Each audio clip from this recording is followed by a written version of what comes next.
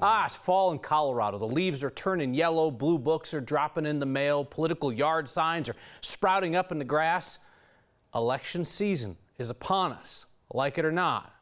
Go Googling too early and you could get misleading information on what's on your ballot. Happened to politics guy Marshall Zellinger.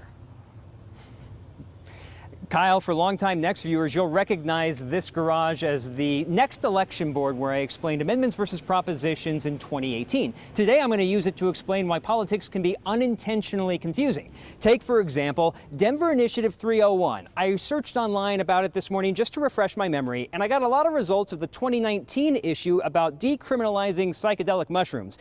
This year's version is about protecting open space. And it got me wondering, why is Denver reusing numbers when there are literally hundreds of them?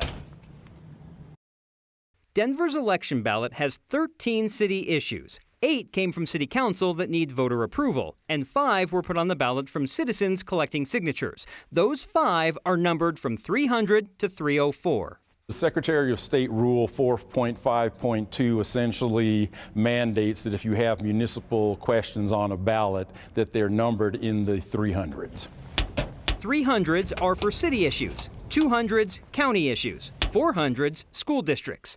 But with 100 numbers between 300 and 399, why is Denver reusing numbers like 300, 301, and 302 when they were used for ballot issues in 2019? You know what, it really just appears to be a practice, and actually based on your call, we're going to do a little more research on that. For example, Initiative 300 on this year's Denver ballot is about raising the city's retail pot tax to create a pandemic fund.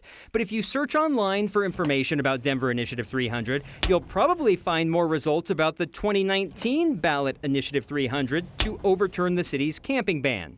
The answer, perhaps, is to not search online for information just yet. Just like the state sends out blue books, Denver has its own version of the blue book. And when those arrive, they will alleviate some of this confusion. We will be sending a voter information guide that covers all the city issues. That'll be hitting mailboxes after October 1st. On top of the Denver ballot issues, no matter where you are in the state, there will be 3 statewide issues. You'll see Amendment 78, Proposition 119, and Proposition 120. We'll get into those after you get your ballots in the mail, but the state follows the numerical process of going through the numbers before going back to the start and reusing them again, because maybe it'll be generations before we get back to the beginning, Kyle. So, Marshall, I feel like the takeaway here is don't be as nerdy about politics as me and you. Just wait a little bit and then look on the internet or wait for the next voter guide when you go through each of these issues.